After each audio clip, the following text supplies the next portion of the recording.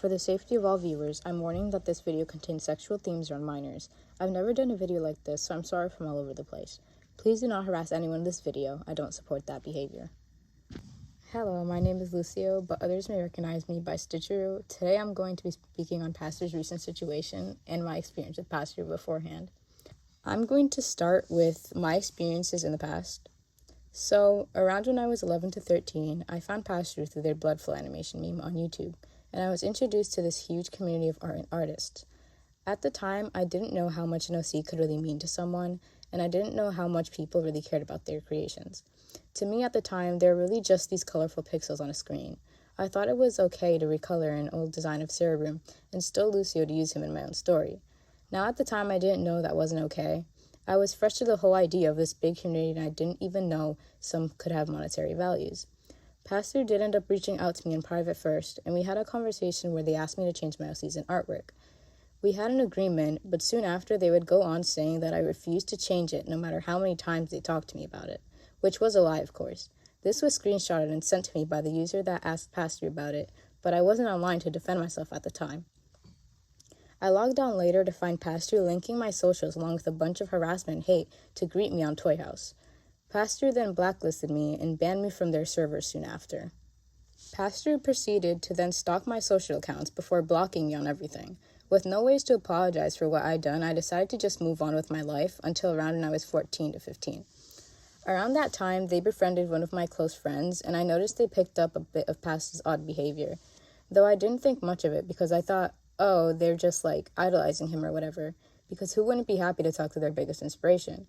But soon after, my friend would turn against me, saying I was a thief, etc., for what I used to do, or what I had done in the past. They would go on to block me, and to my knowledge, they're still in contact with Pastor, I believe, so I hope this video does reach them. I'm 16 to 17 now, and Pastor still does have me blacklisted.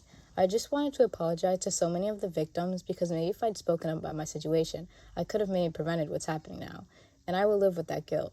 But Pastor also had a huge following, and I was afraid I'd just be harassed by their fan base. So on the bright side, I'm glad this is being brought up to light. It saddens me to see some people still supporting their actions, though. The second half of the video is going to be regarding the document Pastor shared on their community post.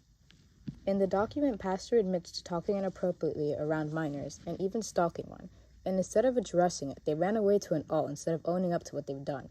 You'd think owning up to it is the least you could do for all the people you hurt. Pastor also admits to not taking anyone seriously at all before a call-out video is made. This is an example of the way they seem to handle situations very poorly. There is also a screenshot in the document of some allegations in the comment section of a user by the name of Crocobug on TikTok. The person in the screenshot explains how Pastor elaborated more on their Discord server, which is permanently closed, and did not make a public announcement on the original platform where the allegations surfaced in the first place. Pastor then goes on to say that until the original document was released, it never occurred to them to make a proper public response, which to me is seriously questionable in a lot of ways. On Pastor's Tumblr post, you couldn't even consider it an apology, as Pastor did not take anything seriously at all, and instead were being rather hurtful, which is an extremely bad look on their part. A lot of the situation also revolves around Pastor talking inappropriately in their Discord full of minors. Only after Pastor was confronted by friends did they change their 13+ requirement to 16+ due to an alarming amount of people being below 16+ in their server. But it made almost no difference as Pastor just doubled down on their behavior. Pastor goes on to say the reason they thought it was okay to speak of these topics around minors was because supposedly the animation meme community regards that 16+ is considered the safe age to talk about sex. But the part I'm not understanding is why would you even be talking about sex in your community in the first place? God, please get some boundaries. Pastor also went to say that because they are asexual and autistic, it makes them very unaware if the jokes they're making are appropriate or not. But I always live by, if you're not sure if it's appropriate or not, then just don't say or do it. The rest of the document is a response to Noosa's video, which I linked in the description along with both the original document and Pastor's response. Please watch the video and read the documents. Honestly, as a victim, I hope Pastor just stays gone. Because of Pastor's childish behavior, my reputation as an artist was ruined, and I developed paranoia and high generalized anxiety. I don't know if I'll continue to create content. To be honest, I never even officially came back.